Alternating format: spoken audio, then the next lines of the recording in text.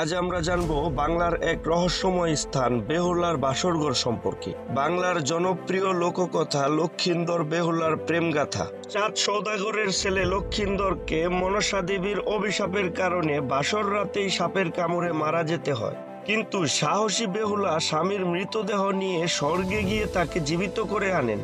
এই কাহিনীর সঙ্গেই জড়িত একটি ঐতিহাসিক স্থান বেহুলার বাসরঘর। মানিকগঞ্জের এই স্থানকে বলা হয় বেহুলার বাসরঘর। এখানে রয়েছে পুরনো ইটের কাঠামো, মাটির তৈরি উঁচু ঢিবি। স্থানীয়দের বিশ্বাস এটি লক্ষিন্দর বেহুলার বাসর রাতের সাক্ষী। কিন্তু প্রশ্ন হলো, এটা কি সত্যি নাকি শুধুই লোককথা? প্রত্নতান্ত্রিকরা মনে করেন এটি আসলে কোনো প্রাচীন মন্দির বা রাজবাড়ির ধ্বংসাবশেষ হতে পারে। তবে স্থানীয়রা এখনো বিশ্বাস করেন এটি বেহুলার প্রেম ও ত্যাগের প্রতীক। আপনার কি মনে হয়, এটি কি সত্যিকারের বেহুলার বাসরঘর নাকি শুধুই লোককথা? কমেন্টে জানাতে ভুলবেন না। দেখা হবে পরবর্তী ভিডিওতে।